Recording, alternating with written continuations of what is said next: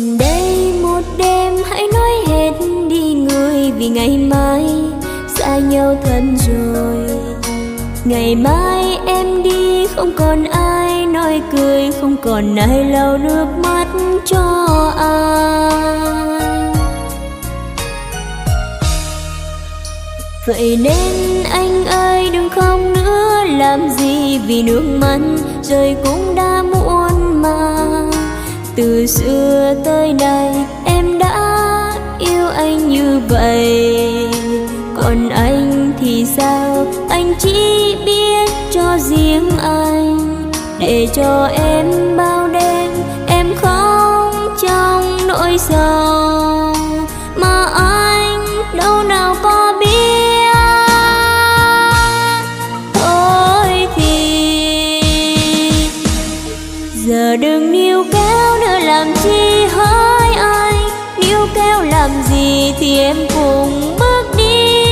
Giờ em mới hiểu yêu anh em đã quá sai, xin anh đi về, về bên tình yêu mãi kia. Lời yêu khi xưa anh đã lãng quên rồi sao, hứa để làm gì khi tình mình không hợp nhau. Giờ còn yêu kéo cũng chỉ thêm đớn đau, tình đã không còn mình hãy chia ly.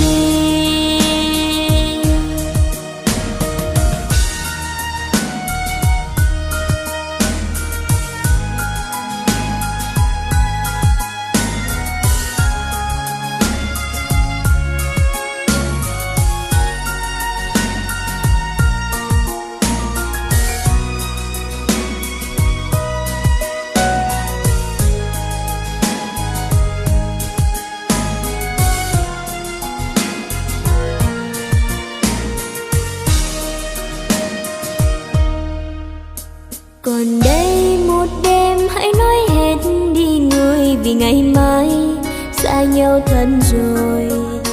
Ngày mai em đi không còn ai nói cười, không còn ai lau nước mắt cho ai.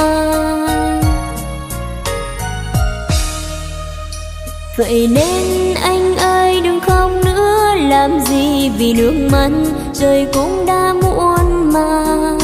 Từ xưa tới nay em đã yêu anh như vậy, còn anh thì sao, anh chỉ biết cho riêng anh. Để cho em bao đêm em khóc trong nỗi sầu, mà anh đâu nào có biết. Thôi thì giờ đừng níu kéo nữa làm chi hỡi anh, níu kéo làm gì thì em cùng bước đi. Giờ em mới hiểu yêu anh em đã quá sai, xin anh đi về, về bên tình yêu mãi kia.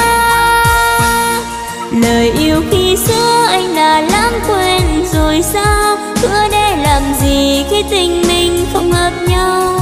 Giờ còn yêu kéo cũng chỉ thêm đớn đau, tình đã không còn mình hãy chia ly.